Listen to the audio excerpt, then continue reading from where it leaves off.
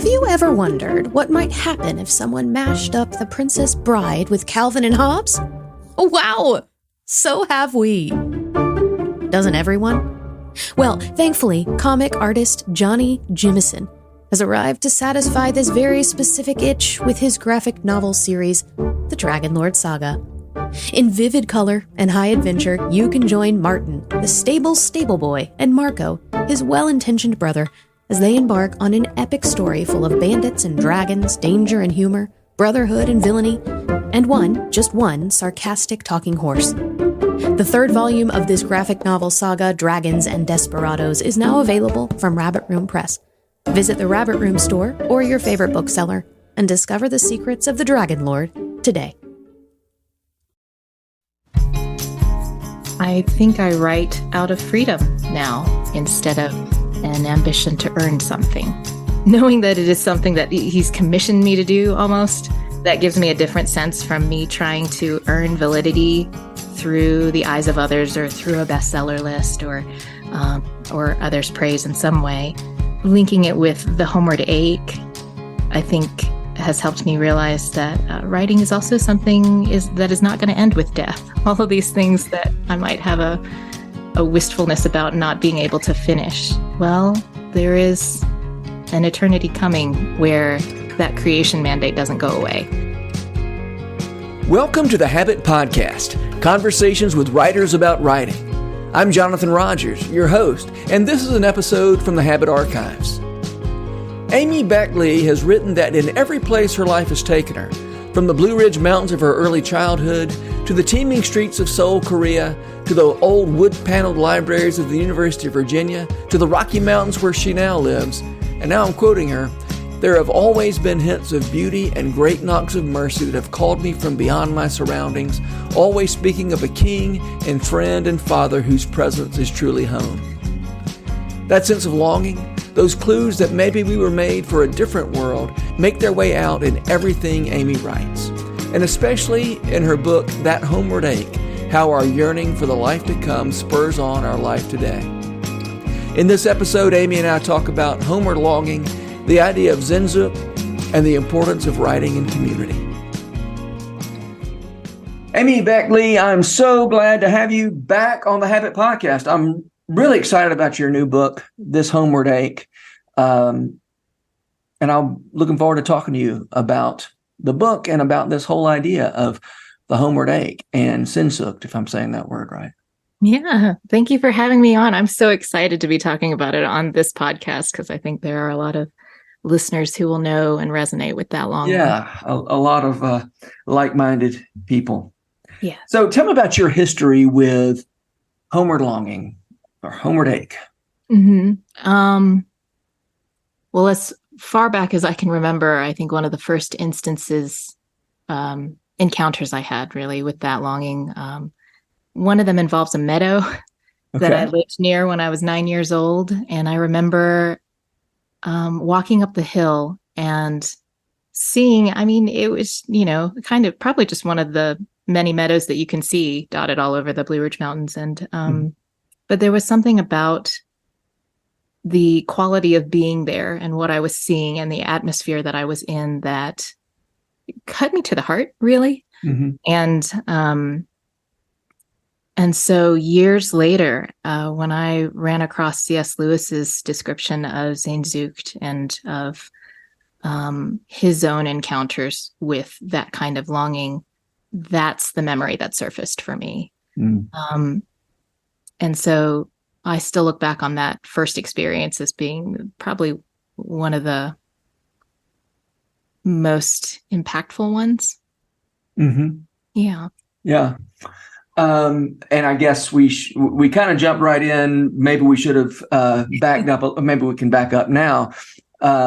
What you're calling homeward ache or homeward longing, Lewis called Sehnsucht. Well, Lewis didn't invent that word, of course, but he used the word Sehnsucht.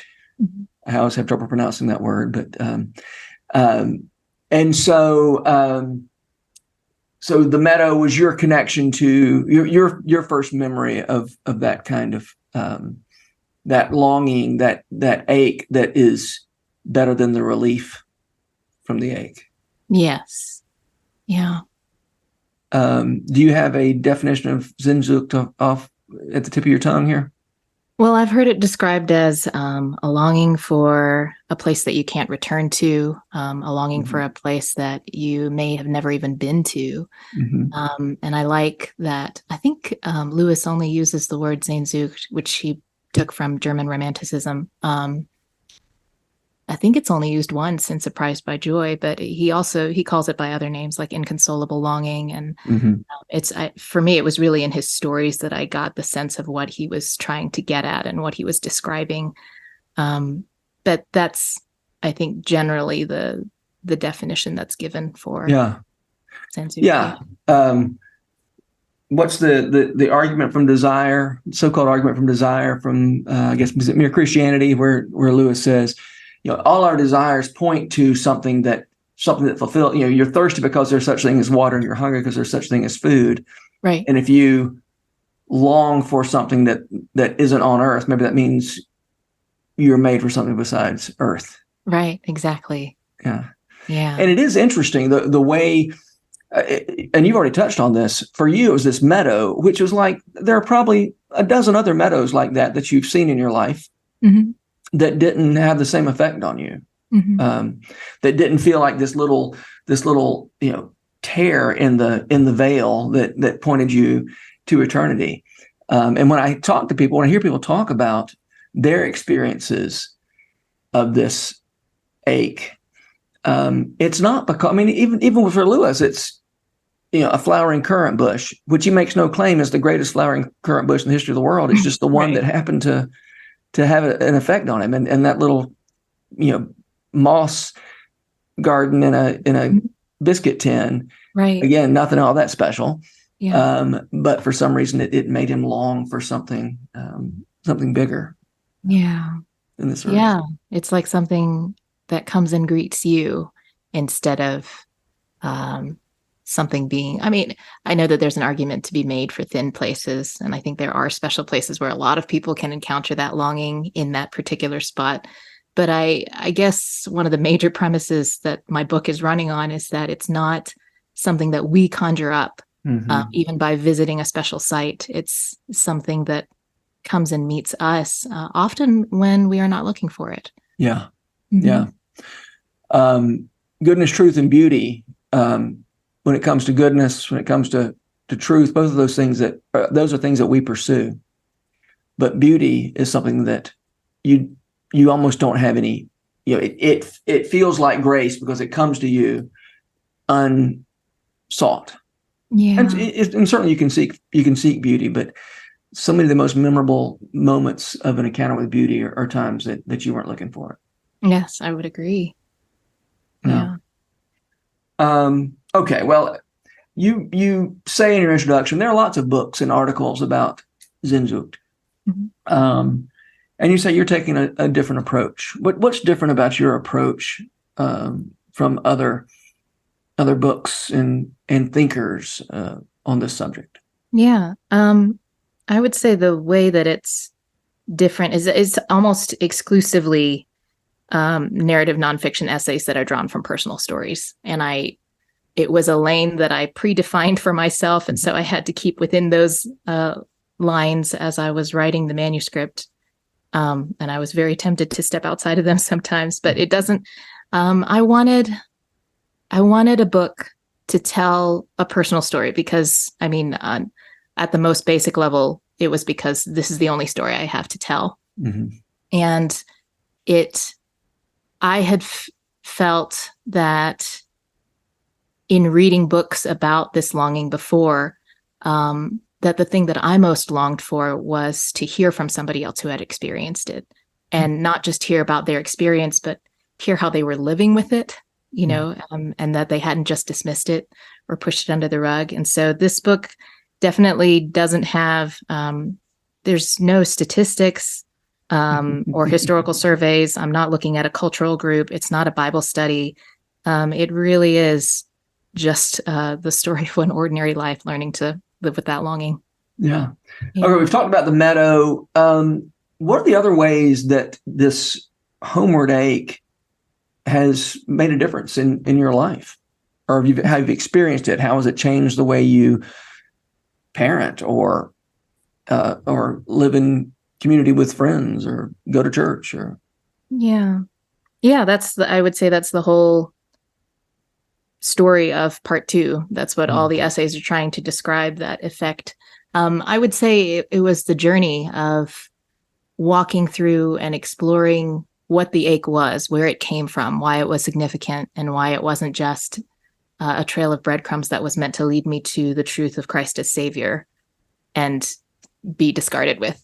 But something about that journey itself was transformative. And I think there's a quality to the inconsolable longing, to homeward longing, that can teach you to have clearer eyes for eternity and for the kingdom of God here in a way that a lot of other cerebral exercises can't, I think. And I think that's why some of these interviews are actually difficult for me to do, because Lewis talked about that he felt almost bashful talking about it, that he was very conscious of treading on tender ground as he was broaching this subject for his readers, because it's such a tender thing. It's a personal experience. And if you've had it, if you remember your encounters with it, those are things that we hold very close in our hearts, I think, and that are very dear to us. And but to take that attitude and to take that stance to living and to look at parenting, to look at writing, all of these things, I guess that is what I wanted to look at. And so I guess I'm basically saying I tried to answer that in part 2, or at least begin to. Yeah.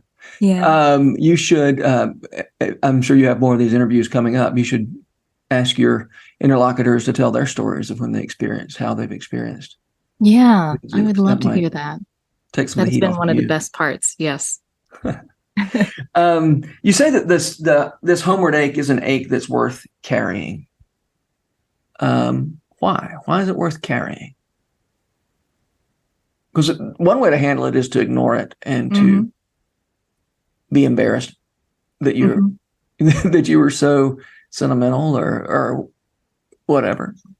Oh, sentimental is such a good word, because that was one of my prayers that as I was writing this book, I was praying, I think continually, that I wouldn't fall off the edge into sentimentalism, or that it would strike. It's bound to strike somebody out there as that anyway. But I think the ache is worth carrying because of what it does. When you hold it, you're holding an open stance to receiving more instances of it, of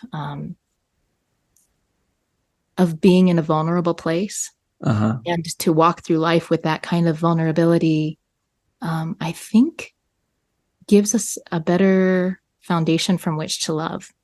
Really. Yeah. Yeah. And it feels like, though, it's also an ache that contains a promise, right? Yes. You feel this ache because there's something, it's not just your imagination that there's something, or it's not just wishful thinking, that there's more to this world than meets the eye. Yeah. And there, here and there in your book, you talk about re-enchantment. Don't you? I have that right. I do, yes. The attitude of wonder. Yeah. I just had a moment of, I read another book. This I was reading a different book this morning. I was afraid I was getting it wrong. But we can call it re-enchantment. You can also call it disenchantment, because the world enchants us too.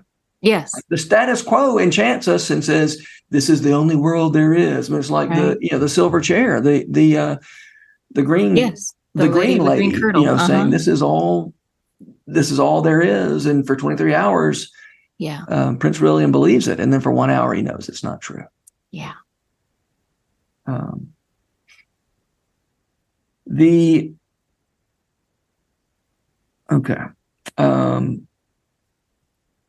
want to read a moment that I love from your book. I guess the polite thing would be to let you read it, but I've got it right here in front of me, so I'm going to read it my own self. Go right ahead. You say, one day soon our longing will heal in the most curious way, and we will find that it was not a wound that marred our earthly existence, but a cleft through which the fullness of our coming joy shone. I love it. Do you have any more to say about that? Just how gracious of God that is true. I think that's absolutely linked to what you were saying just now about the ache being linked to a promise. Yeah. And how, what a depressing thing it would be if it weren't linked to a promise, to have an ache that was just terminal. And I think that's part of the reason why I wrote the book, especially part one, because there are people who feel the ache but don't know where it's coming from. Yeah. Don't dare to think that, and they don't dare to think that it's tied to something that could be coming. We were actually at Disney World earlier this year. It was a trip that we had saved for a long time, but I think maybe having had all of those years of anticipation, it was really odd to be there in a way. I was standing there trying to understand why, some believers I know love going to Disney World. They make a habit of it. And then we were there also to the best part of it for me was watching our kids, seeing it through the eyes of our kids. And you get this sense of wonder and joy and marveling at things. But it was it was almost a surreal experience of, you're in this utopia where people are actively trying to host this experience for you and draw you into a world where you don't have to worry about daily things for a while. And you're part of the magic, and you're part of a story that, hundreds of other people around you are familiar with. But it was just a little bit jarring for me, because I remember thinking, like, well, what if in some ways, maybe this is the closest that some people are going to ever get to the experience of the New Jerusalem. And so something about that thought and holding it together with the reality of God's promises, I haven't exactly, spun out all of the definition and the meaning of that. But I just remembered trying to hold both those truths and finding it sad, but also hopeful at the same time, because the fact that we have an appetite to be a part of such a story and such a world, or such worlds, I think signals that we definitely have that longing in all of us. Yeah. Anyway, that was really long. Yeah. I think that makes sense. I tell you what I love about Disney World. I've been once as an adult. Mm-hmm. I was just so amazed at how much the people who made the place seemed to love what they were doing, and that in itself is meaningful. Yes. I mean, even the when you're waiting in line for the roller coaster about the Himalayan monster, the Yeti thing. Mm-hmm. There's this museum of Yeti culture that's completely made up while you're waiting in line, and those kind of details and that kind of hospitality really made me. I was so impressed, but we are off the subject. I don't know how that relates to the new heavens and the new earth. My fault. But I'm looking forward to your next book in which you sort all this out. Sounds great. Let's talk about George MacDonald, who also doesn't play as big a role as C.S. Lewis in your book, but he plays a role. And you quote him on The Wise Imagination. Mm-hmm. And I love this. I love this insight. Now I don't remember if you're quoting MacDonald or if you're just paraphrasing, but it's not the things that we see most clearly that influence us most powerfully. Yes, that's and I don't. That feels like a really important insight, and then I don't know what the next step in making sense of that is. In other words, if it's not the things we understand most clearly that influence us most powerfully, do we then stop trying to understand things clearly? I mean, and I'm kind of asking, as I was composing this question, my first thing was, what are the practical applications of Well, that's not in the spirit of the observation to go looking for practical applications to this very impractical but true observation. Yeah. So you're asking what the implications are for us? Or what does this have to do with the idea that it's not the things we understand most clearly that impact us most powerfully or influence us most powerfully?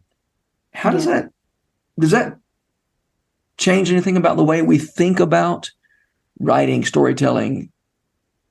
I think so.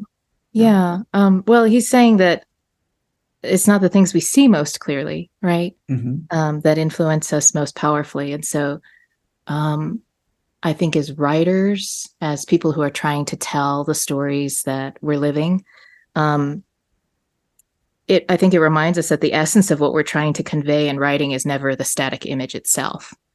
So as good as we can get at describing our surroundings or doing all those writerly things like keeping notebooks with details and using our five senses and all of that, that's important. But ultimately, when you are trying to convey something, be it through a essay or story or poem or whatever,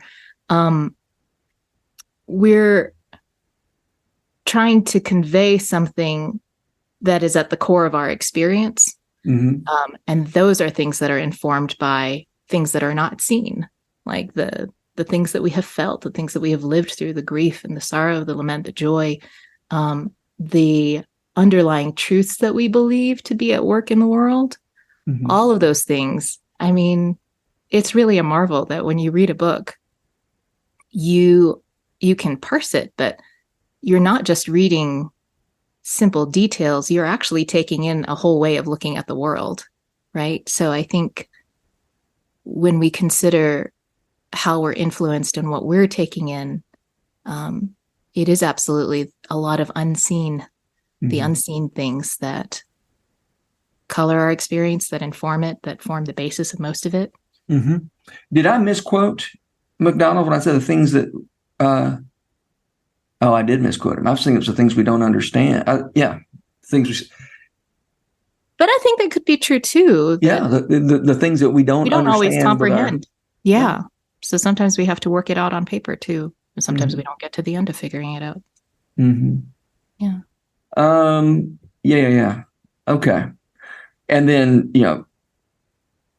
MacDonald's formulation in the same, on the same page, I think, speaking of the outward world as a passing vision of the persistent true. Yeah. And that confidence that which is ultimately true and persistently true makes itself known in the visible world. Yes. Not perhaps completely. We don't know those things completely through the visible world. But I love that language, a passing vision of the persistent true. I do too. And a truth, as you said, in your book, in that essay, that's not something we're conjuring up in our brains. Right? The persistent true is not something we made. Yes. Yes, that turns it all into an adventure, doesn't it? Rather than a juggling act. Yeah, that's good. Okay. I want to spend a little time talking about your chapter on writing, because a lot of people who listen to this podcast are writers, and you had some great insights there in that chapter. You talk about the idea that as when you were in graduate school and the way you grew as a writer there was not by getting more eloquent, but by getting better at thinking clearly. And I think it's really important for writers to get out of the mindset that what we're looking for is better words, or that we're looking for words first. We're not looking for words first. We're looking to see and to understand and to, as you said, to think clearly. Yeah. And by the way, I'm glad to know that you got better at writing in an English graduate program. Not everybody does. I am too. Yes. So yeah, thinking clearly, understanding of having a vision of the world that you can then put into words. And obviously we need skills at putting things into words. And I don't think you were poo-pooing that skill, but I think it's really helpful to put that skill where it belongs, which is not as the ultimate goal of a writer, which is a strange thing to say. It is, isn't it? Yeah. I don't know that I ever had the dream of being an eloquent writer in grad school. You know, a lot of it was survival, and finding your place in the academy or figuring out so much of, when I look back on college now, I realize that so much of it was learning the language of the different subjects that I was in. Yeah. So when it came to English and going to grad school, the thing that I really gained from that time was how to think, and realizing that good writing a lot of times comes down not to the individual words and their patchwork, but the ideas and the framework of the ideas and how you're organizing them and pacing them and presenting them. And it's, especially when you're writing papers and you're trying to make a persuasive argument, it's almost more important that you are a clear communicator than that you are impressing the socks off of whoever's reading, your advisor. There may be nobody else, but whoever's reading your thesis or dissertation. And I'm really grateful for that time. I knew that that was kind of my testing ground for whether or not I wanted to go on to a PhD program. But I'm even having stopped at the MA level, I'm really grateful that that's the education that I got. Yeah. Well, the way we learn how to write in an academic setting, which is where we all pretty much learn how to write.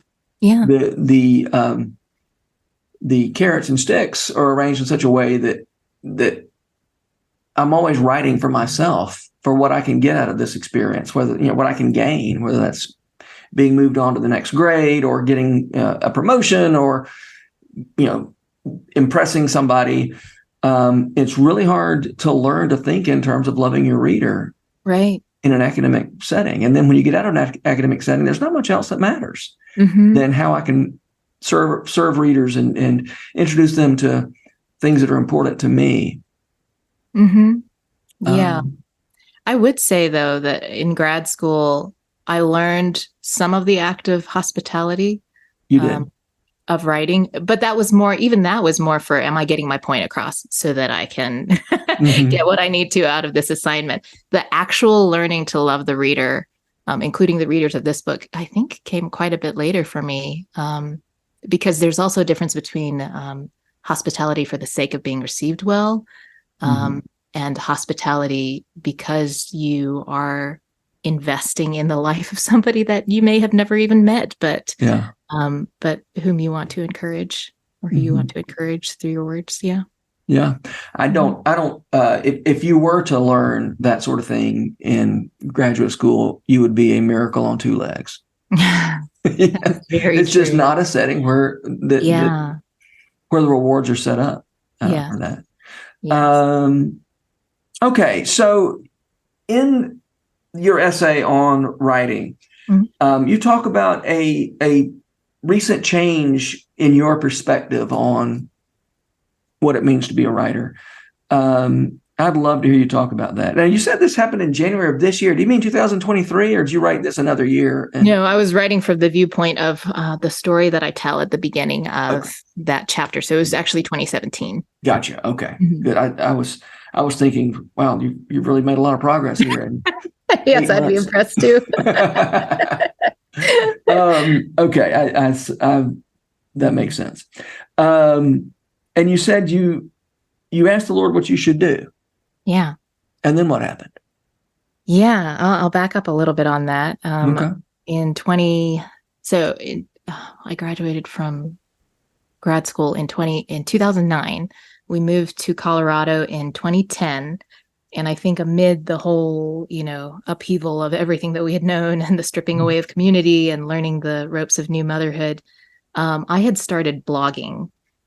This is as best as I can remember it. I had started blogging just to I don't know that I was trying to get words out. I think I was just trying to make something. And then, there was a little online Christian women blogging world out there at the time.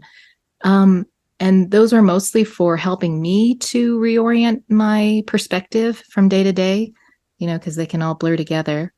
Uh-huh. But I think it was when I ran across the rabbit room a few years later that it was an epiphany. It was really something to see that there were people writing entire essays and articles on works of art that they loved and trying to figure out why and what the beautiful things were about those works of art. And so then I started writing longer form essays, but I always did it as someone who was kind of sneaking away from daily life to do those things, like Okay. if I was leaving some household chores done, there would always be that faint hum of guilt underneath it all. And I didn't know exactly what I was doing with those essays and whether I would submit them or stories. So the January of 2017, I sat down and I felt the freedom at that point to ask the Lord, listen, am I really wasting my time? Should I, should I get my head on straight and go back to work? And so I left it open-ended to him. And I really think that was the first time that I could have asked it that way, without wishing that he would answer in one direction or the other. Anyway, so I asked that question, and then I think the way that I talk about it in the book was that the answer came in little pieces at a time. And it did surprise me because it wasn't, yes, get back to work, be a mother, be a wife, or whatever all of that entails. And it wasn't, well, you have a shining gift, you should go and use that. It was really it just came down to a very plain answer of do what I've made you to do. Be a part of the kingdom, be a part of the body of Christ. And when it came down to it, I realized that writing was maybe one of those few things that I had to offer that could be of any use at all to somebody else. And so that was kind of a realistic answer, I thought, or a middle ground, good, solid answer for me. So when that came, I decided I think that gave me the freedom to start treating it as more of a charge that I had and something that I could be faithful with in doing. Yeah. But you also say it wasn't a lofty charge. Your sensification was not a lofty charge, but rather like a little garden allotment. Yes. I want to say that that's a phrase that I got from you. Maybe on one of the Habit newsletters or. It is something I've talked about before. So yes. it definitely caught my attention. Yeah. So I loved that image. And I think it's so true that you have an allotment plot and you can invest the time and the energy to make it flourish, and dream about what you can bring out of it for others. Yeah. I love it.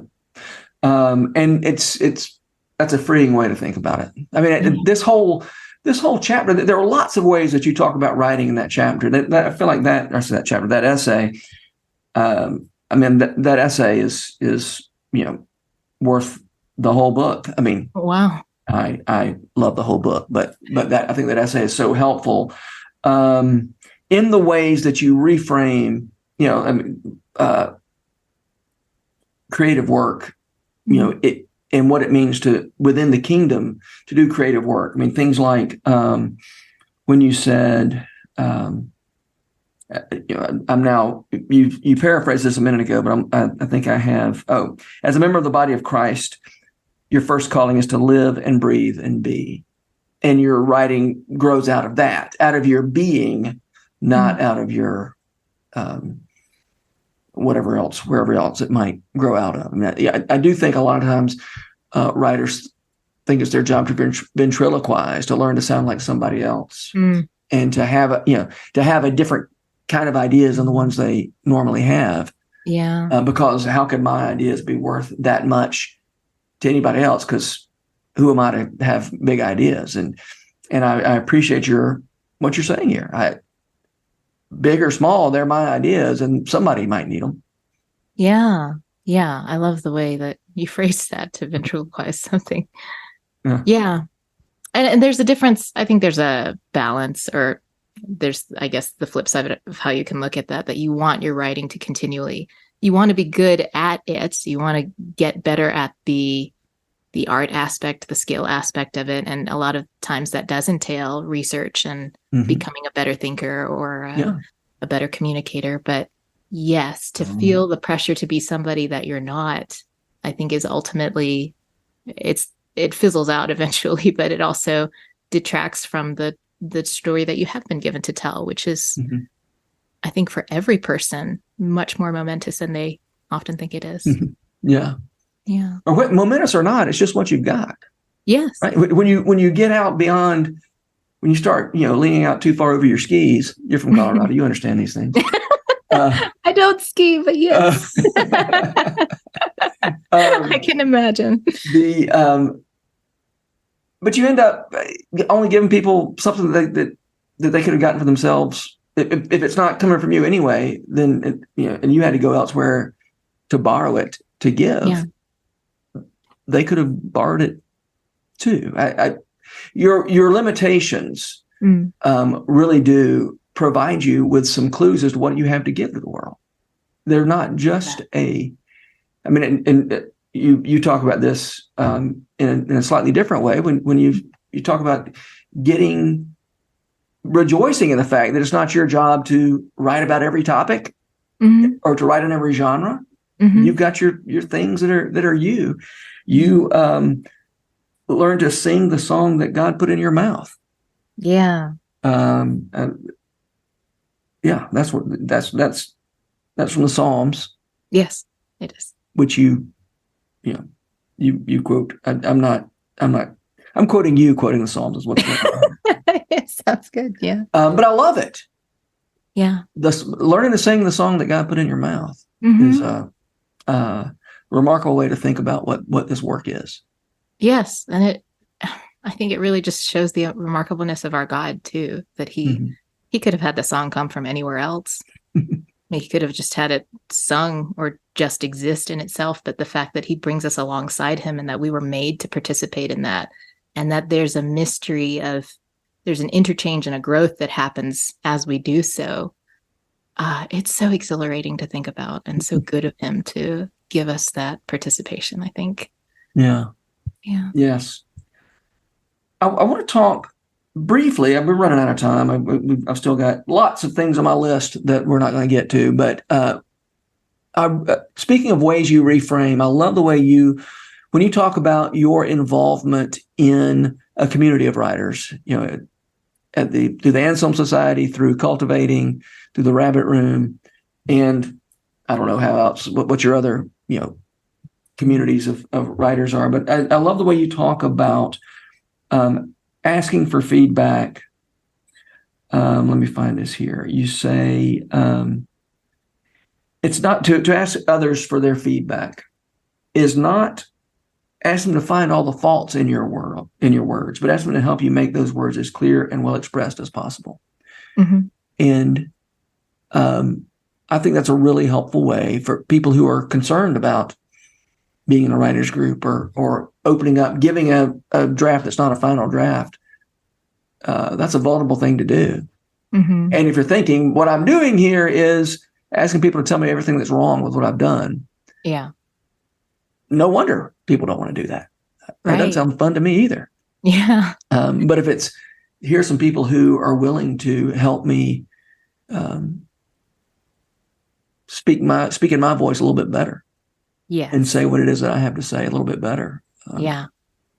That has been the gift of being in communities like those. And I've been so interested to see how the dynamic of that feedback changes over years. I can still remember at the very beginning of the Anselm Arts Guild, or soon after I had come into it, at least, reading a piece aloud and getting feedback on it. And we had, just met. We had all just become acquainted with each other. And that feedback is very different from the feedback I get nowadays when I talk to colleagues in the same community. And I think it's not just that we're asking for feedback to be about whether or not we're expressing the words clearly enough, but it's also a request to be known. Like when you're in community with peers, when they know where you are coming from and they know what your aspirations are. I remember that one of the questions that we asked in a guild meeting was, what is your dream of your magnum opus? If you had to describe your magnum opus, what would it be? And those answers were so illuminating to me. I carry them with me today. So when I'm giving feedback to somebody, it may not be that they're working on their magnum opus, but I know where their heart is. I know where the hope that they hold for the audience that they want to reach. And that changes the feedback that I give. And also knowing their voices and growing used to them over time, it makes me give different feedback from, feedback that I would give to a stranger. Yeah. Some things become less important than others, and some things become more important. So that has been a gift to be a part of. Yeah. How did you answer that question? The magnum opus? Yeah.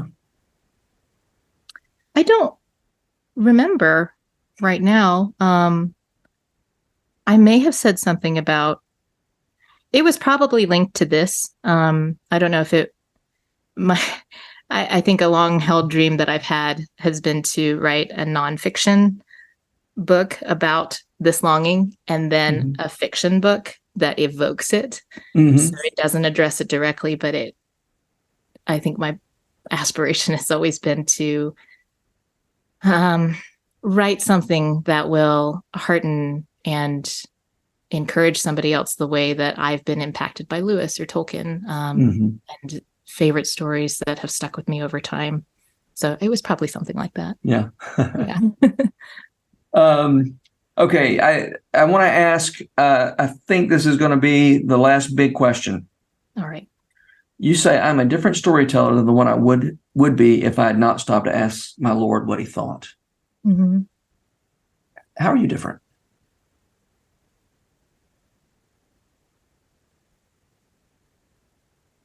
I think I write out of freedom now instead of an ambition to earn something. And I think in the book I talk about, or that chapter, I talk about how asking him, just knowing that it is something that he's commissioned me to do almost, that gives me a different sense from me trying to earn validity through the eyes of others or through a bestseller list or others' praise in some way. And it's helped me, like we were talking about, realize that I'm working alongside others. Like I think C.S. Lewis in an essay talks about how, writers have their work and a charwoman doing her work and a writer doing his work. They're both doing it to the glory of God. Like it's work. But also linking it with the Homeward ache, I think has helped me realize that writing is also something that is not going to end with death. All of these things that I might have a wistfulness about not being able to finish. Well, there is an eternity coming where that creation mandate doesn't go away. I'm so thankful for that. And I think most of all, I think it's just been that question enabled me to open my arms to him in a sense and to say, like, well, obviously this is not something I'm doing alone and you're here. And how do I walk this with you? And that has been, I think, just an amazing step-by-step journey of watching him provide when I was absolutely out of ideas or the ability to be coherent about anything. And even I see the mercy even these days, even this week with the book coming out soon. Things are topsy-turvy and I've got a sick family, but I see the mercy in it. I feel like I can't dismiss the circumstantial things where I'm seeing him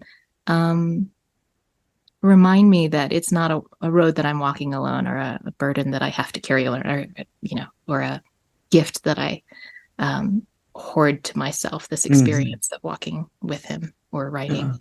So anyway, all of that. I'm so glad that I asked that question. And to go back to the pattern that I see throughout the book, maybe it wasn't a question that was solely born of me. Maybe too was part of the guidance. Yeah. All right. Let me ask my typical last question, because I know you've answered this. You answered this last time you were here, but it may have changed. So, who are the writers who are making you want to write these days?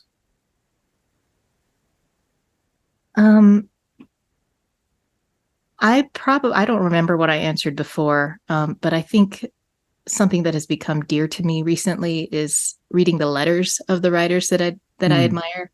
So it's not just the writers who have produced these works, but the writers who they were behind the curtain. So Lewis writing to children, and Tolkien writing to his publisher and his friends, and talking about the things that have surprised him along the way. I've really loved revisiting those stories. Yeah. And then I have so many living authors these days, some of whom have become good friends, who really inspire me, like Tresta Payne in the Cultivating Project, and Matthew Sear. They've both had pieces that caught my attention, I think, because they were writing about their fathers. And Tresta was writing about the kindness of God. Did her father, who rejected Christ, finally see the kindness of God in the end? And then you've got Matthew Sear's piece about loading his father's ashes into a shotgun and making that be his tribute to him. There's just something about the way that they tell those stories and the way that they plumb the depths of their own sorrow that I'm so grateful for. Yeah. Yeah. Yeah.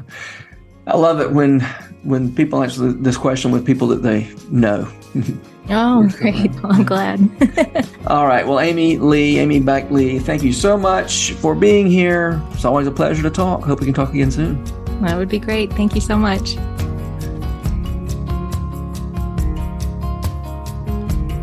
The Habit Podcast is brought to you by The Rabbit Room, where art nourishes community and community nourishes art. You can support their work, including this podcast, by becoming a member. Visit rabbitroom.com/membership. Special thanks as well to Taylor Leonard for letting us use her song Diamonds as the theme music for the Habit Podcast. You can learn more about Taylor and follow her work at taylorleonard.com. The Habit Membership is a library of resources for writers by me, Jonathan Rogers. More importantly, The Habit is a hub of community where like-minded writers gather to discuss their work and give each other a little more courage. Find out more at thehabit.co.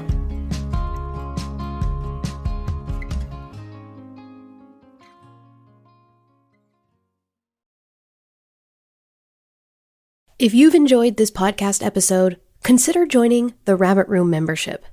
Your membership helps sustain this community, funding everything from publishing and podcasts and theater productions to events and programs that support artists who create with a Christ-centered vision. We'd love to have you on board. Learn more at rabbitroom.com/member.